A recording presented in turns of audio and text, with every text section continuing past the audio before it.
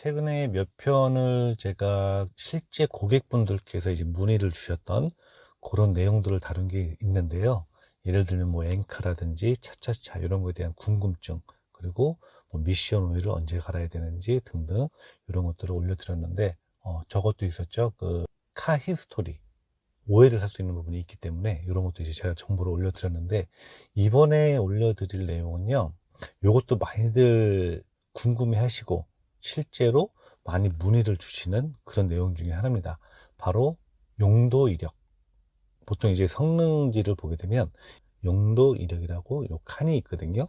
거기 이제 있음 없음 이렇게 표기가 되어 있는데, 요게 이제 왜 표시가 되어 있냐면, 아무래도 내가 개인적으로 사서 그냥 주행을 하던 그런 차가 아니고, 렌트라든지 이런 것들을 해서 여러 사람들이 그냥 막 그냥 대충 남의 차니까 이런 마음으로 이제 주행을 하게 되면 차에 안 좋은 영향을 미칠 수 있지 않을까, 이런 이제 의구심에서 렌트 이력이, 용도 이력이 있는 그런 차량들은 많이 이제 꺼려 하시는, 그리고 아예 문의를 주실 때도 용도 이력 자체가 없는 차량으로 좀 확인을 좀 해주세요 라고 이제 물어보시는 분들이 계시거든요.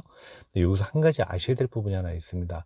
예전에는 이 렌탈이라는 개념이 뭐 하다못해 제주도라든지 뭐 바닷가 주변에 하루하루 데이데이로 그냥 관광객들을 빌려주거나, 아니면 뭐 동네에서 그냥 정말 급할 때 이 사람 저 사람 막 빌려주는 그런 렌트 개념이었거든요.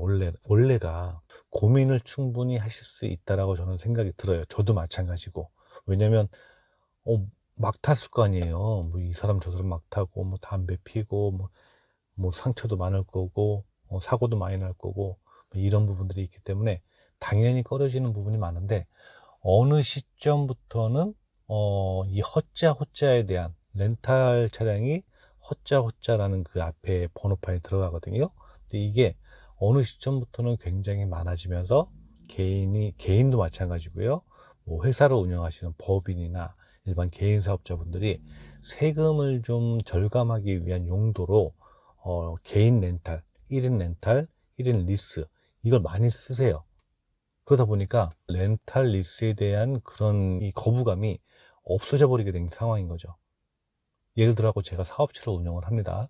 사업체를 운영하는데 차를 그냥 뽑는 것보다는 세금 이득적인 부분에서 렌탈이라든지 리스하는 게 좀 이롭다.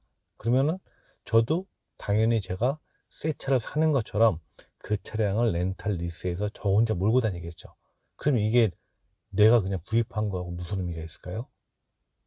의미 없죠. 어차피 1인 신조인 거예요. 대부분 이제 1인 신조라는 것도 많이 이제 따지시는데, 제가 생각하는 건 그렇습니다. 만약에 두 가지가 있다고 가정을 했을 때, 한 명이 1인 신조인데, 그러니까 1인 신조가 운전을 했는데, 나 차 몰라. 대충.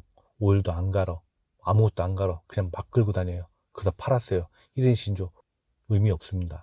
두 명이 거치든 세 명이 거치든 내가 샀을 때 어차피 내 생명에 관련된 문제고, 내가 마음 편하게 안전하게 주행을 하기 위해서 선택을 한 차기 때문에 정말 꼼꼼하게 오일 갈 거 갈고, 뭐 부족한 거 갈고, 수리할 수 있는 부분 수리 다 해주고, 이렇게 꼼꼼하게 관리를 해줬다면 막탄 1인 신조보다 오히려 나을 수도 있다라는 거예요. 요거 이제 그냥 여담으로 말씀을 드린 거고, 렌탈 개념은 그렇습니다. 어차피 아까 말씀드린 것처럼 내가 그냥 나 혼자 세금을 좀 절감하기 위해서 렌탈 리스를 하는 그런 차량이 워낙에 많아졌기 때문에 지금은 사실상 큰 의미가 없다. 근데 그래도 걱정은 되시잖아요.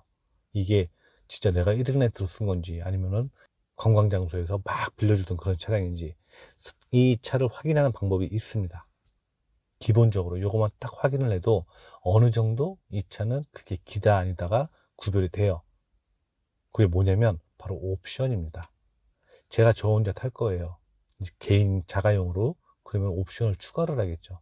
저 같은 경우 통풍 되게 원하는 거기 때문에 통풍 시트 할 거고, 썬루프도 넣을 수 있고, 뭐 여러 가지 차선 이탈이라든지 뭐 후축방이라든지 이런 옵션들을 추가를 합니다. 이런 차량들은 보통 뭐 개인이 그냥 그 업무 목적으로 그냥 개인이 세금 같은 거 이제 절감하기 위한 용도로 사용을 하고 있는 렌탈 리스일 가능성이 굉장히 크고요. 그리고 만약에 중고차를 딱 보러 갔는데 렌탈 리스라고 했는데 이게 1인이라고 그랬는데 깡통이야. 아예 옵션이 없어요. 키도 요즘엔 다 버튼 시동인데 버튼도 아니고 돌돌이에다가 옵션이 없어요. 그냥 깡통이에요. 이거는 동네에서 진짜 하루하루 빌려주던 그런 렌트 차량일 가능성이 큽니다. 왜냐? 어차피 빌려주고서 하루에 얼마씩 받는 그런 그 사업을 하는 차량이기 때문에 옵션이 많이 들어가면 타산이 안 맞아요. 차량 가격이 비싸지니까. 그렇기 때문에 이 일반적으로 그냥 막 데이데이 빌려주는 렌탈 차량은 옵션이 거의 없습니다. 많이 들어가 봐야 하나 정도 있을까? 뭐 열선 시트 같은 정도? 그 정도 딱 들어가고 대부분은 옵션이 없습니다. 그리고 차량 상태가 안에가 아무리 관리를 했다 해도 그 상처가 많아요.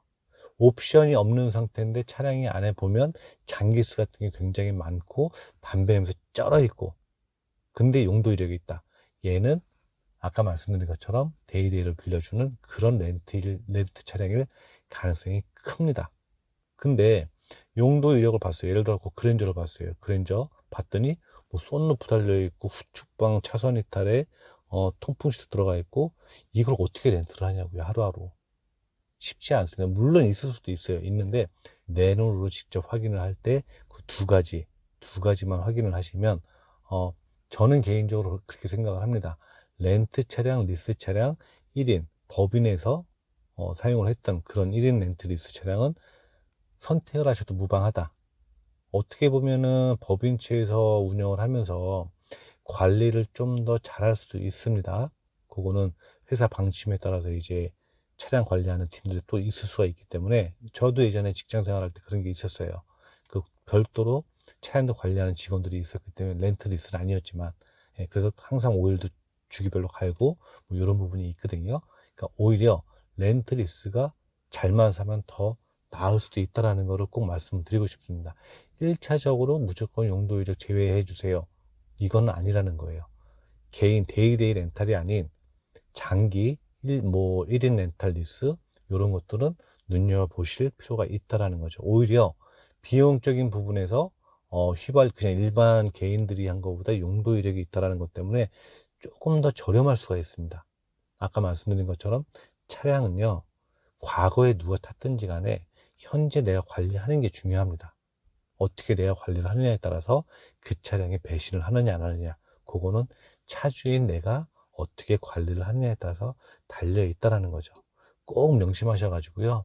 선택의 폭을 좀 넓히고 정말 마음에 드는 그런 차량을 선택하시기를 저는 바랍니다.